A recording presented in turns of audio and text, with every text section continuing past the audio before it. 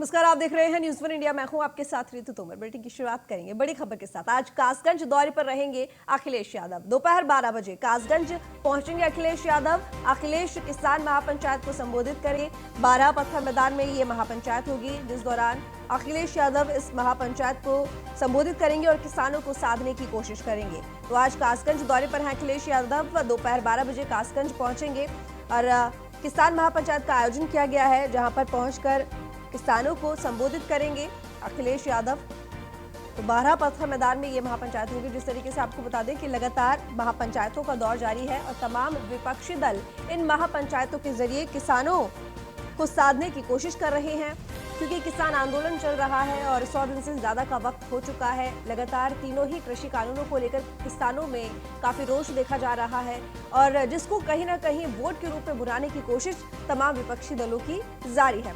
जहां एक तरफ कहीं कांग्रेस तो कहीं पर यहाँ पर देखा जा रहा है कि जो अन्य पार्टियां हैं, चाहे आम आदमी पार्टी की बात हो या कांग्रेस की बात हो, लेकिन अब सपा भी इस काम में पीछे नहीं है। आज अखिलेश यादव किसान महापंचायत को संबोधित करने वाले हैं। 12 पत्थर मैदान में महापंचायत होगी, जहां पर अखिलेश यादव जाकर किसानों को मनाने की कोशिश करेंगे, अपने पक्ष में करने की कोशिश करेंगे, उनको साधने की कोशिश करेंगे। 2022 के विधानसभा चुनाव करीब हैं। ऐसे में तमाम दल ये जानते हैं कि अगर किसानों को अपने पाले में कर लिया जाए तो कहीं ना कहीं उसका एक बहुत बड़ा फायदा सभी पार्टियों को हो सकता है। तो उसी कड़ी में अब अखिलेश किसान महापंचायत को संबोधित करने जा रहे हैं और अपनी तरफ झुकाव की कोशिश, मनाने की कोशिश अखिलेश यादव की तरफ से।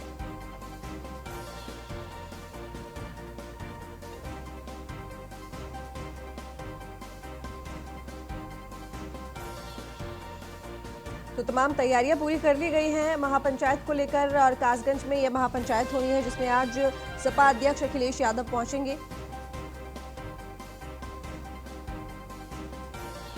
तो अपने संबोधन में किसानों को ये बताने की कोशिश करेंगे सपा अध्यक्ष अखिलेश यादव कि आखिर ये जो कृषि कानून है उनसे क्या नुकसान होगा किसानों को। हालांकि अगर दूसरी तरफ सरकार की बात करें तो सरकार का ये कहना है, केंद्र सरकार का, कि ये कानूनों को लेकर लगातार तमाम लोग बरगलाने की कोशिश, बहकाने की कोशिश कर रहे हैं किसानों को, जो बिल्कुल ठीक नहीं है। इन कानूनों से फायदे होने हैं, लेकिन वही कुछ किसानों का ये मानना है कि ये तीनों ही कानून ठीक नहीं है। वहीं विपक्षी दलों की अगर बात करें तो उनका कहना भी यही है कि ये तीनों ही कानूनों से सिर्फ उद्योगपतियों को फायदा होगा, किसानों को फायदा नहीं होगा, जिसकी वजह से ये आंदोलन लगातार बढ़ता जा रहा है।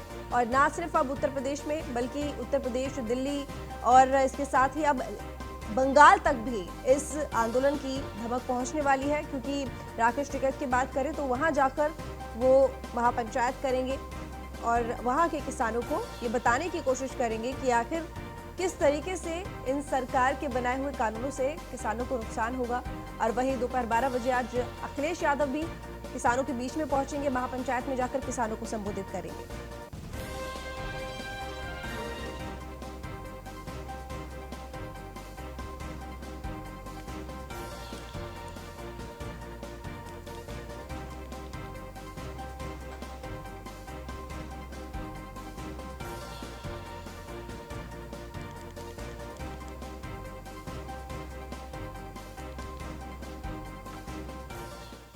आज गोरखपुर दौरे पर कांग्रेस महासचिव प्रियंका गांधी ब्लॉक अध्यक्षों के कार्यक्रम में हिस्सा लेने वाली है। प्रियंका गांधी 13 और 14 मार्च को कार्यक्रम होगा, वीडियो कॉन्फ्रेंसिंग के जरिए संबोधित करेंगी।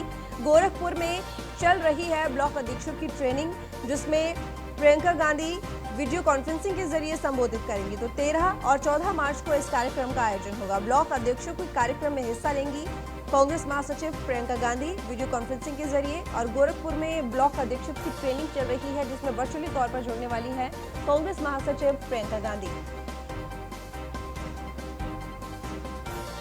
बता दें आपको, चुनाव नजदीक है, चाहे पंचायत चुनाव की बात हो या विधानसभा चुनाव की बात हो। फिलहाल पंचायत चुनावों को लेकर तमाम तैयारियां जोरों शोरों से चल रही हैं सभी पार्टियों की। वहीं विधानसभा चुनावों को लेकर भी अपनी तमाम कोशिशों में लगी हुई हैं सभी पार्टियां। ऐसे में अगर बात की जाए कांग्रेस की भी, तो लगातार प्रियंका गांधी काफी सक्रिय दिखाई दे रही हैं फिलहाल उत्तर प्रदेश में, और कई दौरे भी उन्होंने पिछले कुछ दिनों में किए और अभी फिलहाल ब्लॉक अध्यक्षों को यानी कि पार्टी के संगठन को, पार्टी के कार्यकर्ताओं को मजबूत करने के लिए भी प्रियंका गांधी लगातार संगठन के कार्यकर्ताओं से मिलने भी पहुंचती हैं, बातचीत करती हैं, रणनीति तैयार करने को लेकर, कैसे चुनावों में आखिर जीत पाई जा सकती है, उनको लेकर अपना गुरु मंत्र देती हैं। तो आज गोरखपुर दौरे पर कांग्रेस महासचिव प्रियंका गांधी ब्लॉक अध्यक्षों के कार्यक्रम में हिस्सा लेंगी। 13 और 14 मार्च को ये कार्यक्रम होगा, यानी कि आज और कल वीडियो कॉन्फ्रेंसिंग के जरिए जुड़ेंगी। गोरखपुर में इन ब्लॉक अध्यक्षों की ये ट्रेनिंग चल रही है।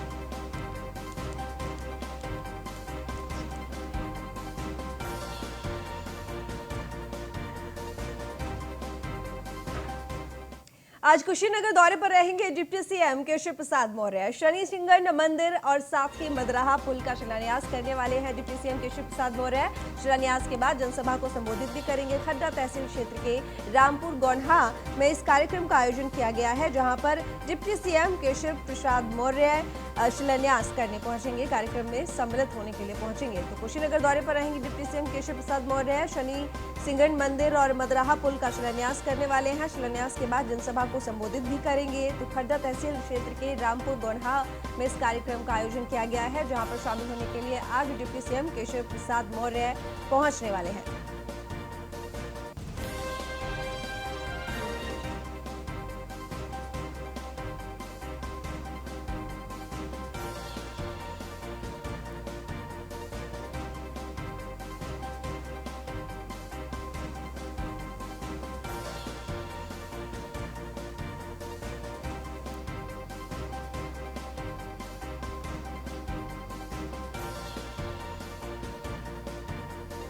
पहले कोरोना, फिर महंगाई और अब रेलवे का प्लेटफॉर्म टिकट 5 गुना महंगा हो गया। इस महंगाई ने आम आदमी की कमर तोड़ दी है। स्टेशन अपने रिश्तेदारों को छोड़ने आने वाले परिजनों की जेब में डाका डालने का काम किया जा रहा है।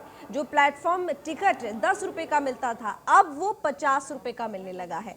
आम यात्रियों की बात करें तो इस तरह से प्लेटफॉर्म टिकट का रेट बढ़ा देने से उनकी खासी नाराजगी है। उनका साफ तौर पर कहना है, इस तरह से 5-5 गुना की बढ़ोतरी किसी भी चीज पर अगर की जाएगी तो आम जनता पूरी तरह से टूट जाएगी।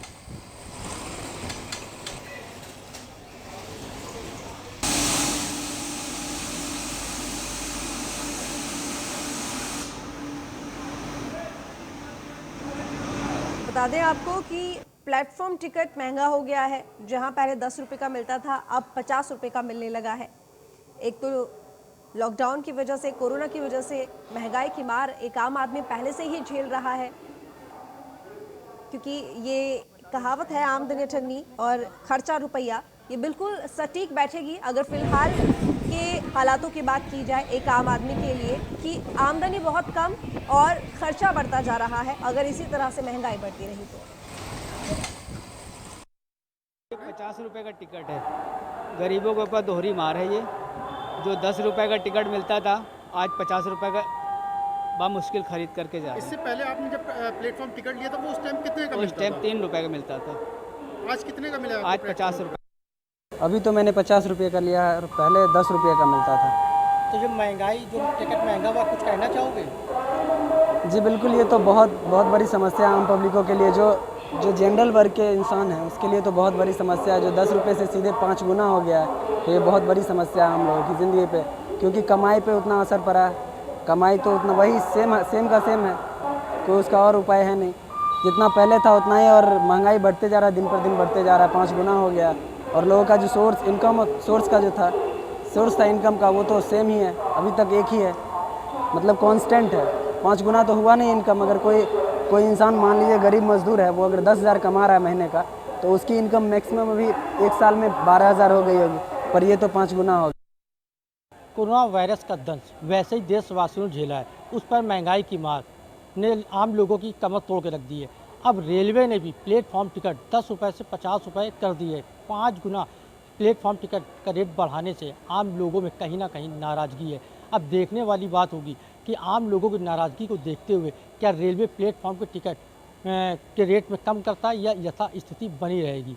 कानपुर से रामजी शर्मा, न्यूज़ 1 इंडिया। लखनऊ से खबर, होली से पहले स्वास्थ्य विभाग छेड़ेगी बड़ी मुहिम। कोविड-19 के खिलाफ स्वास्थ्य विभाग बड़ी मुहिम छेड़ेगी। आज से व्यापक स्तर पर फोकस टेस्टिंग की जाएगी। स्कूलों, होटलों, मिठाई की दुकानों और भीड़भाड़ वाली जगहों पर सैंपलिंग की जाएगी। होली त्योहार को देखते हुए स्वास्थ्य विभाग अलर्ट है। दूसरे राज्यों से भी आने वालों पर विशेष निगरानी रखी जाएगी। बिना कोरोना जांच किसी को भी आने की अनुमति नहीं मिलेगी। लखनऊ में कोरोना जांच के लिए टीम तैनात कर दी गई है। तो बता दें आपको कि स्वास्थ्य विभाग की टीम एक बड़ा अभियान शुरू करने वाली है, एक बड़ी मुहिम छेड़ने वाली है। त्योहारों को देखते हुए टेस्टिंग जो क्षमता है वो बढ़ाई जाएगी, टेस्टिंग बढ़ाई जाएगी। जिस तरीके से एक बार देखा जा रहा है कि दोबारा से कोरोना कुछ क्षेत्रों में, कुछ राज्यों में बढ़ने लगा है, तो ऐसे में उसको देखते हुए ये फैसला लिया गया है, ये बड़ा कदम उठाया गया है। तो होली से पहले स्वास्थ्य विभाग बड़ी मुहिम छेड़ेगी, जिसमें कोविड-19 के खिलाफ स्वास्थ्य विभाग आज से व्यापक स्तर पर फोकस टेस्टिंग करेगी। तो एसके वाजपेयी इस वक्त हमारे साथ जुड़े हुए हैं ज्यादा जानकारी के साथ, हमारे संवाददाता। एसके, आज से व्यापक स्तर पर फोकस टेस्टिंग की शुरुआत करने वाली है स्वास्थ्य विभाग की टीम। जिस तरीके से कोविड-19 एक बार फिर से पांव पसारता हुआ नजर आ रहा है और एक बार देखा जा रहा है कि त्योहार भी नजदीक है, तो ऐसे में एक बड़ी मुहिम, क्या कुछ कदम उठाने वाली है स्वास्थ्य विभाग की टीम कोरोना को कंट्रोल करने के लिए, कोविड-19 को रोकने के लिए?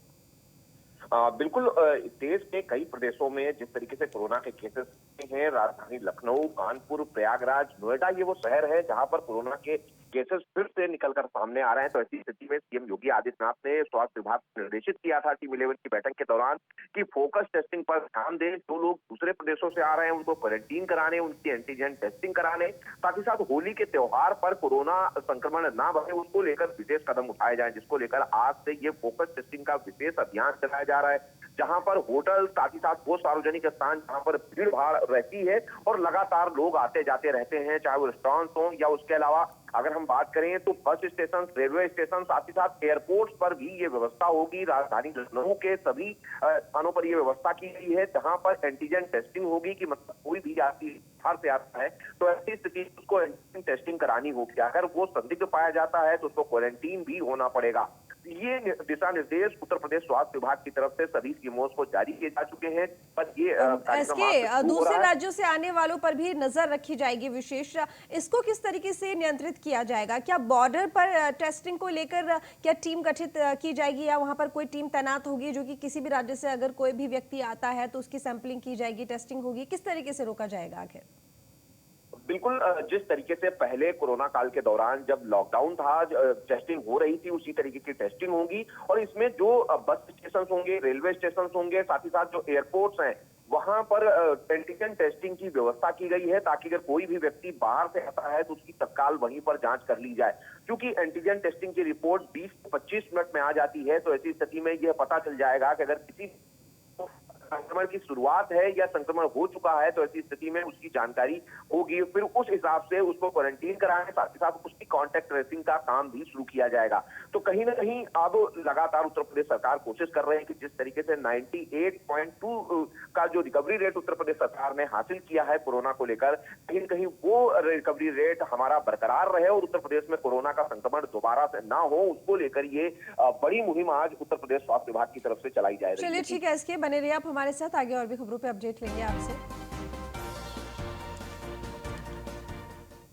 तो लखनऊ से बड़ी खबर, जहां पर 3 नोटिस के बाद निरस्त हो जाएगा प्लॉट। संपत्तियों के आवंटन, निरस्तीकरण, बहाली की नई नियमावली तैयार। तो बता दें कि विकास प्राधिकरण और आवास विकास से खरीदे प्लॉटों के भुगतान ना होने पर कार्रवाई होगी। मकान, फ्लैट खरीदने वालों को भुगतान ना होने पर 3 नोटिस दिए जाएंगे। भुगतान का समय होने के 30 दिन के बाद आवंटी को पहला नोटिस दिया जाएगा, 60 दिन बाद दूसरा और 90 दिन बाद तीसरा नोटिस भेजा जाएगा। 3 नोटिस पर भुगतान ना होने पर आवंटन निरस्त कर दिया जाएगा। तो 3 नोटिस के बाद अब प्लॉट निरस्त हो जाएगा। संपत्तियों के आवंटन, निरस्तीकरण और बहाली की नियमावली तैयार कर ली गई है नई, और विकास प्राधिकरण और आवास विकास से खरीदे प्लॉटों के भुगतान ना होने पर अब कड़ी कार्रवाई होगी और 3 नोटिस भेजे जाएंगे। अगर भुगतान नहीं हुआ तो प्लॉट निरस्त कर दिया जाएगा।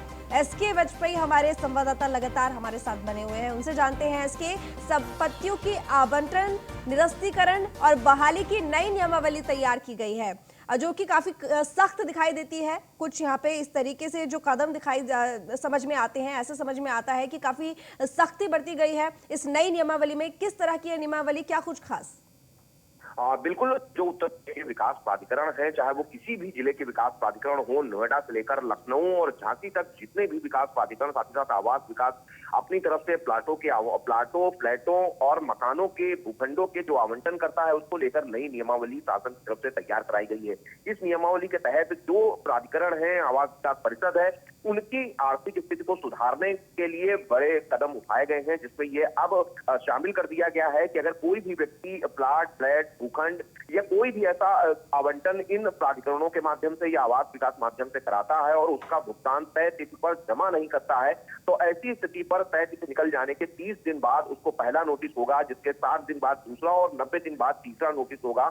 इन 3 नोटिस के बाद भी अगर जो आवंटी है वो अपना भुगतान नहीं करता है, तो ऐसी स्थिति में उसका आवंटन निरस्त कर दिया जाएगा और आवंटन निरस्त होने के बाद उस भूखंड, प्लाट या मकान को दूसरे जरूरतमंद सदस्य को आवंटित कर दिया जाएगा। तो कहीं ना कहीं उत्तर प्रदेश सरकार की तरफ से अब यह कोशिश की जा रही है कि जो प्राधिकरण में लंबे समय तक भूखंड या फ्लैटों की आवंटन होता है, उसके बाद जो आवंटी होते हैं वो लंबे समय तक भुगतान नहीं करते हैं, तो कहीं ना कहीं उन सारी चीजों से निपटने के लिए अब उत्तर प्रदेश सरकार ने यह कदम उठाया है, जिसके बाद कहीं ना कहीं अब इनकी आर्थिक स्थिति सुधरेगी और अगर भुगतान नहीं होता है तो उसका निरस्तीकरण करने के बाद वो प्लाट या फ्लैट दूसरे व्यक्ति को आवंटित कर दिया जाएगा। जी चलिए, बहुत शुक्रिया इसके आपका तमाम जानकारी के लिए।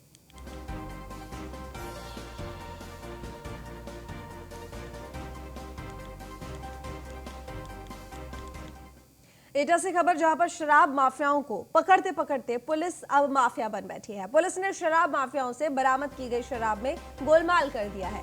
शराब माफियाओं से बरामद की गई लगभग 1400 पेटी कम निकली है और छापे के दौरान अवैध रूप से इंस्पेक्टर के घर से बरामद हुई शराब। माफिया से बरामद शराब इंस्पेक्टर के घर से बरामद हुई। एसएसपी ने इंस्पेक्टर इंद्रेश और मुंशी विशाल को सस्पेंड कर दिया है। इंस्पेक्टर इंद्रेश और मुंशी विशाल के खिलाफ एफआईआर दर्ज की गई है। तो शराब माफियाओं को पकड़ते पकड़ते अब पुलिस भी माफिया बन बैठी है।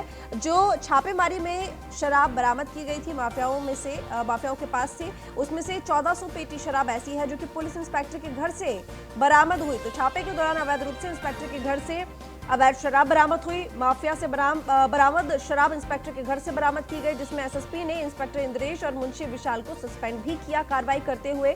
तो इंस्पेक्टर इंद्रेश और मुंशी विशाल के खिलाफ एफआईआर भी दर्ज की गई है।